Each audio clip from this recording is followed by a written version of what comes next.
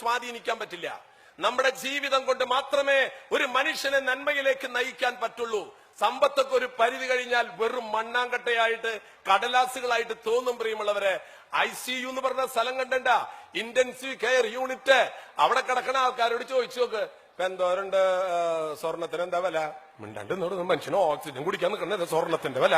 അയാൾ പറയും എനിക്കൊന്നും അറിയേണ്ട ആവശ്യമില്ല, സ്വർണത്തിന്റെ വില എന്നോട് ചോദിക്കാൻ നിൽക്കണേ. ആൾക്കറിയണ്ട.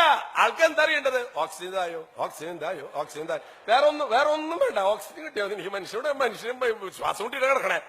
അവിടെ കിടക്കുമ്പോഴുണ്ടല്ല സ്വർണത്തിന്റെ വില അറിയണ്ട. ഇപ്പൊ ഈ സ്ഥലത്തിന് എന്ത് വിലയുണ്ട് അതറിയണ്ട. പിന്നെ ഭാര്യയുടെ വിശേഷം അറിയണ്ട, മക്കളുടെ അറിയണ്ട, ഭർത്താവിന് ഒന്നും അറിയണ്ട. അവിടെ കിടക്കുമ്പോ ഈ ICU എന്ന് പറഞ്ഞ ഇന്റൻസീവ് കെയർ യൂണിറ്റിന്റെ അർത്ഥം ഇപ്പൊ അടുത്ത കാലത്ത് എനിക്ക് മനസ്സിലായത്. നമ്മൾ വിചാരിക്കുന്നത് ഇന്റൻസീവ് കെയർ യൂണിറ്റ് എന്ന് അല്ല. അതിന്റെ അർത്ഥം ICU എന്ന് പറഞ്ഞു നോക്കിയാൽ ICU അതാണ് സംഭവം. അതായത് ദൈവത്തെ കാണുന്ന സ്ഥലമാണ് ഏത്? Intensive care unit. അവിടെ ഡോക്ടറെ കാണുമ്പോഴും ഇതാണോ ദൈവം? അല്ലേ. നേഴ്സിനെ കാണുമ്പോഴും ഇതാണോ ദൈവം? എല്ലാവരും കണ്ടാലും ദൈവത്തെ പോലെ തോന്നും. പക്ഷെ ഇവിടെ ഇരിക്കുമ്പോ തോന്നില്ല കേട്ടാ. അത് ICU വരുമ്പോ കാണിച്ചു തരാട്ടാ. അപ്പൊ അതുകൊണ്ട് ഇവിടെ ഇരിക്കുമ്പോ അപ്പുറത്തെ ആൾക്കാർ നോക്കുമ്പോ ഇതെന്തൊരു ദൈവം തോന്നും. പക്ഷെ നിങ്ങൾ ICUലേക്ക് വന്ന് നോക്കിയാൽ എല്ലാവരെ കണ്ടാലും, ഞങ്ങൾ അച്ഛന്മാരായതുകൊണ്ട് പല പ്രാവശ്യം അവിടെ പോകേണ്ട വന്നിട്ടുണ്ടേ. കാരണം ഈ അവസാനത്തെ ഓപ്പറേഷനിക്കൊക്കെ പോവല്ലോ, എന്താ കിടക്കണ കിടപ്പ്. ഒരു വിശുദ്ധന്റെ മുഖം പോലെ കിടക്കണേ. കണ്ടു കഴിഞ്ഞാൽ ഒരു വിദ്വേഷമില്ല, വെറുപ്പില്ല, ഒരു ദുർവിചാരങ്ങളില്ല. എന്തൊരു കിടപ്പ്. സംഭവം മരിക്കണമെങ്കിൽ ICUല് കിടന്ന് മരിക്കണം കേട്ടാ. കാരണം എന്താ വെച്ചാല് അവിടെ കിടന്ന് മരിക്കാന്ന് പറഞ്ഞാൽ സംഭവം വളരെ സുഖണ്. AC ആണെന്ന്. നമുക്ക് വീട്ടിൽ കിടന്ന് മരിക്കണ നേരത്തൊക്കെ വല്ലൊരു AC ഇട്ട് തരുമോ? ഇല്ല. അതാ പറഞ്ഞത്, മരിക്കണം ICUല് കിടന്ന് മരിക്കണം. പിന്നെ അവിടെ കിടക്കാന്ന് പറഞ്ഞു കഴിഞ്ഞാൽ നമുക്ക് ശരിക്കും ഒരുങ്ങി മരിക്കാം. കാരണം ഇപ്പോ നമുക്കൊന്ന് കുമ്പസാരിക്കുന്നു പറഞ്ഞു കഴിഞ്ഞാൽ പള്ളിയിൽ പോയിട്ട് അച്ഛന്റെ അടുത്ത് പോയി കുമ്പസാരിക്കണം. ഇവിടെ അത് വേണ്ട. പിന്നെ അച്ഛൻ ഇങ്ങോട്ട് വരും. എവിടേക്ക്? ഇങ്ങോട്ട് വരും. സൗകര്യല്ലേ? നമ്മൾ അങ്ങോട്ട് പോകേണ്ട ആവശ്യമുണ്ടോ? ഇല്ല. പിന്നെ അവിടെ കിടക്കണ സമയത്തുണ്ടല്ലോ, നിങ്ങൾക്ക് സമാധാനമുള്ള സ്ഥലം ഞാൻ ഒരെണ്ണം കണ്ടിട്ടുള്ളത് ICU ആണ്. അവിടെ സമാധാനം കവിഞ്ഞൊഴുകയാണ്. നമ്മൾ കിടക്കുന്ന സമയത്ത് നേഴ്സുമാർ വന്നിട്ട് ചോദിക്കും, പൊന്തിച്ചു വെക്കണ കുറച്ച് ഇത് മതിയാ, കുറച്ച് താത്ത്, എന്തര താത്താം എന്തര പോത്താം ഒക്കെ അവര് തയ്യാറാ. നമ്മുടെ വീട്ടിലൊക്കെ കിടന്ന് മരിക്കുന്ന സമയത്ത് ഈ മോളെ ഒരു തലോണ ഈ പള്ളല് വെച്ചൻ, ഈ തള്ളക്ക് ഇപ്പൊ തലേ പള്ള ഉണ്ടാടി കിടന്ന് മരിയൊക്കെ അവിടെ കിടക്ക്.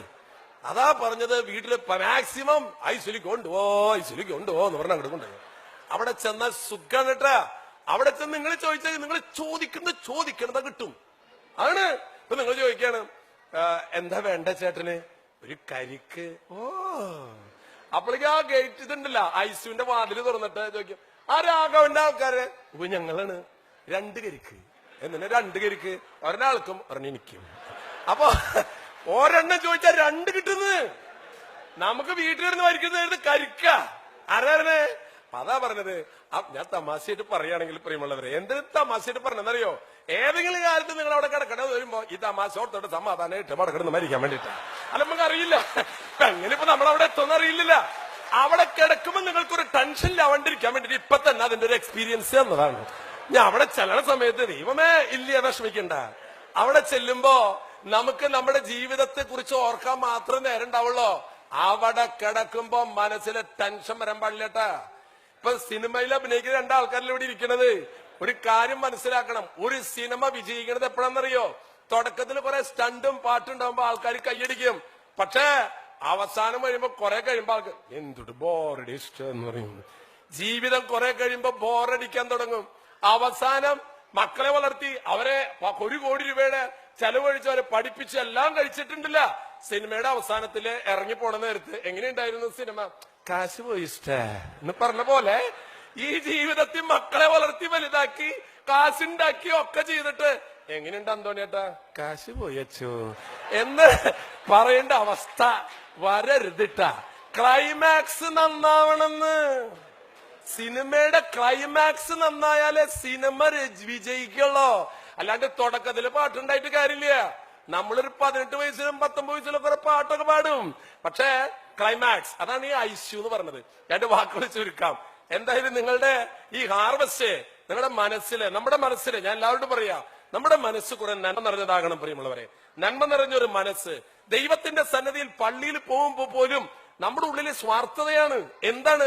എനിക്ക് കിട്ടണേ, എനിക്ക് കിട്ടണേ, തരണേ തരണേ തരണേ തരണേ, ഇത് മാത്രമുള്ളോ? പള്ളി പോയിട്ട് എല്ലാവരും തരാം തരാം തരാം തരാം എന്ന് പറയാറുണ്ട്? ആരും പറയാറില്ല. അവിടെ ചെന്ന തരണേ തരണേ തരണേ തരണേ, തരല് മാത്രമുള്ളോ? ഈ വലിയ പള്ളിയില് തിരുനാളൊക്കെ നടക്കുമ്പോ നേർച്ചപ്പെട്ടി ഉണ്ടല്ല, നേർച്ചപ്പെട്ടിട്ട് എടുത്ത് ചെല്ലുമ്പോ നിങ്ങളൊരു വിഷമം കണ്ടിട്ടുണ്ടാവും. എന്താണെന്നറിയോ? അവിടെ വരുമ്പോൾ ആൾക്കാർക്ക് നെഞ്ചത്ത് വേന വിഷമം പ്രയാസങ്ങളൊക്കെ ഉണ്ടാവാറ്. അവിടെ ചെല്ലുമ്പോ നേർച്ചപ്പെട്ടി എടുത്തുമ്പോ നേർച്ച ഇടാനായിട്ടുള്ള ഒരു സമയമായി. എന്നിട്ട് പേഴ്സ് തുറന്നു. എന്നിട്ട് നേർച്ചയിലുള്ള കാശ് തപ്പാണ് ഒരാളിട്ടാ. നോക്കുമ്പോ അങ്ങോട്ട് തട്ടണം ഇങ്ങോട്ട് തട്ടണം. എന്താ വെച്ചാൽ 1000 തൊട്ട് അങ്ങോട്ട് മാറ്റി, 500 ഇങ്ങോട്ട് മാറ്റി, 100 അങ്ങോട്ട് മാറ്റി. ഈ നേർച്ചയിലുള്ള കാശ് തപ്പാണ്. അപ്പൊ എന്നിട്ട് കാണാണ്ടായി, നിന്റെ കയ്യിലുണ്ട് കാശ്? അയ്യോ എന്റെ കയ്യിലില്ല. ആ പേഴ്സ് നിറച്ച് 10,000-10,000 രൂപ ഇരിപ്പുണ്ടല്ല. അല്ല, നേർച്ചയിടാനുള്ള കാശില്ല. അതായത് കാശിലുണ്ട്, പക്ഷെ നേർച്ചയിടാനുള്ള കാശില്ല. അത് 1 രൂപ കോയിനാണ് ഇതപ്പോഴേ. അപ്പൊ അതുകൊണ്ട് ദൈവത്തിന് ഇത്രമാത്രം ദൈവം നമുക്ക് തന്നിട്ടും നമ്മൾ ദൈവത്തിന് കൊടുക്കുന്നത് എന്താണെന്നറിയോ? ഒരുത്തൊരു ചെറുപ്പക്കാരന്റെ അടുത്ത് വന്ന് പറയാണ്, അച്ചോ നന്നായിട്ട് പ്രാർത്ഥിക്കണം അച്ചോ. എന്തിനാ? എന്റെ ബിസിനസ് ഒന്ന് നന്നാവാനാണ്. ഓ ശരി, ഞാൻ പ്രത്യേകം പ്രാർത്ഥിക്കാം. എന്താ നിന്റെ ബിസിനസ്? അതൊന്നും അച്ഛൻ അറിയണ്ട, അച്ഛൻ പ്രാർത്ഥിച്ചാ മതി. അതല്ലടാ, നിയോഗം വെച്ചിട്ട് പ്രാർത്ഥിക്കാൻ വേണ്ടിയിട്ടാണ്. നീ കാര്യം പറ, എന്താ നിന്റെ നിയോഗം? എന്താ നിന്റെ ബിസിനസ്? ബിസിനസ് അച്ഛൻ പ്രാർത്ഥിച്ച ഭയങ്കര മോശപ്പോ ബിസിനസ്. ആഹാ, ഞാൻ പ്രാർത്ഥിക്കാം. നീ കാര്യം പറ, എന്താ നിന്റെ ബിസിനസ്? അച്ഛൻ പ്രാർത്ഥിച്ചാ മതി, ഭയങ്കര മോശച്ച. ഞാൻ നിന്റെ കാര്യം ബിസിനസ് എന്താന്ന് പറയണ്ട, പ്രാർത്ഥിക്കുന്ന പ്രശ്നമില്ല. അല്ല, എന്റെ ബിസിനസ് അങ്ങനെ ഒരു വലിയ ബിസിനസ്. എന്താ നിന്റെ ബിസിനസ്? മോശനച്ച ബിസിനസ് പറയടാ. എനിക്ക് ഈ ശവപ്പെട്ടി ഉണ്ടാക്കണ ബിസിനസ് അച്ഛാ, അതിപ്പോ വളരെ മോശമാണ്. അപ്പൊ ഞാൻ നിനക്ക് വേണ്ടി പ്രാർത്ഥിക്കണല്ലേ. അപ്പൊ അതാണ് മനുഷ്യൻ. അതായത് ആരെ ശവപ്പെട്ടില്ലാക്കലും കുഴപ്പമില്ല, എന്റെ ബിസിനസ് നന്നാവണമെന്ന്. സഹോദരങ്ങളെ, ദൈവത്തിന്റെ സന്നദ്ധി ചെന്നാലേ ഇന്നു മുതലേ തരാം തരാന്ന് പറയാന്നൊരു തീരുമാനം എടുക്ക്. കൊടുക്കലാണ് പ്രിയമുള്ളവരെ സമ്പത്ത്. നമുക്ക് കിട്ടുന്നത് മുഴുവൻ നമുക്ക് ഭാരമായിട്ട് തീരുള്ളൂ. കൊടുത്തു നോക്കിയേ. കൊച്ചോസ് ചിറ്റലപ്പള്ളിയിൽ നിങ്ങൾ കേട്ടില്ലേ? അദ്ദേഹം 1000 കോടി രൂപയാണ് ഒരു വർഷം 1000-ൽ കൂടുതലായി ഇപ്പോ. പക്ഷെ അദ്ദേഹം സന്തോഷിക്കുന്നത് കോടികൾ സമ്പാദിക്കുന്നതിലല്ല. അദ്ദേഹം വിളിച്ചെന്ന്, ഫാദറെ ഞാൻ കൊച്ചോസ് ചിറ്റലപ്പള്ളി. ഞാൻ പറഞ്ഞു, ഓക്കെ, ഏത് ഹോസ്പിറ്റലാണ്, ആരാണ് കിഡ്നി തരുന്നത്? അയ്യോ ഞാൻ കൊച്ചോസ് ചിറ്റലപ്പള്ളി. ഓക്കെ, തന്നെ വീട് എവിടെയാണ്? എനിക്കറിയില്ല. പലരും അച്ഛൻ ഞാൻ വീഗാടിന്റെ. എന്താ കാര്യം? അച്ഛൻ കൊടുത്തുപോലെ ഞാനൊരു കിഡ്നിയെ കൊടുക്കാം ആർക്കെങ്കിലും. ഇന്ന് ആ മനുഷ്യൻ അനുഭവിക്കുന്ന സന്തോഷം പ്രിയമുള്ളവരെ, കിഡ്നി കൊടുക്കണം എന്നല്ല ഞാൻ പറഞ്ഞ എന്റെ അർത്ഥട്ടാ. അച്ഛൻ പറഞ്ഞ അങ്ങടണ്ടാ പറഞ്ഞേ, ആലോചിക്കണ്ട. ഇല്ല, നിങ്ങൾ ആരും കിഡ്നി കൊടുക്കണ്ട. നിങ്ങൾക്ക് ചട്നി ഇത്തിരി കൊടുത്തൂടെ? ചട്നി അതെങ്കിലും കൊടുക്കുക ആദ്യം, എന്നിട്ട് മതി അവസാനം കിഡ്നിയിലേക്ക്. ഒന്നും കൊടുക്കില്ല എന്നുണ്ടല്ലോ. ഒരു യാത്രയിലെ, ഒരു ട്രെയിനിലൊരു യാത്ര നടക്കുക, കയ്യിലൊന്നും പോകാൻ പാടില്ല ആർക്കും. യാത്ര പോകുമ്പോ തൊട്ടടുത്തിരിക്കുന്ന ഒരാള് ചോദിച്ചു, തീപ്പെട്ടി ഉണ്ടാ? എന്തിനാ? വലിക്കാനായിട്ടേ. പറഞ്ഞു, ഞാൻ വലിക്കില്ലടോ ഒന്നും. അപ്പൊ തൊട്ടടുത്ത് ചോദിച്ചു, തീപ്പെട്ടി? കൊണ്ടുവന്നിട്ടില്ല. അയാൾ ആ കമ്പാർട്ട്മെന്റിൽ നടന്ന് എല്ലാവരോടും ചോദിക്കുക, തീപ്പെട്ടി ഉണ്ടോ തീപ്പെട്ടി ഉണ്ടോ തീപ്പെട്ടി ഉണ്ടോ? തിരിച്ചു വന്നപ്പോ അടുത്തിരിക്കുന്ന ആൾ, കിട്ടിയ തീപ്പെട്ടി? എന്തൊരു മനുഷ്യരതൊരു തീപ്പെട്ടി പോലും കൈപിടിക്കാണ്ട് നടക്കണം മനുഷ്യരിട്ടാ. എന്താ ചെയ്യാ? അപ്പൊ എന്റെ തീപ്പെട്ടി തന്നെ എടുക്കാല്ലേ? ഒരു കൊള്ളി പോവാണ്ടിരിക്കാൻ നോക്കിയതാണ്. അതാണ് ബിസിനസ്.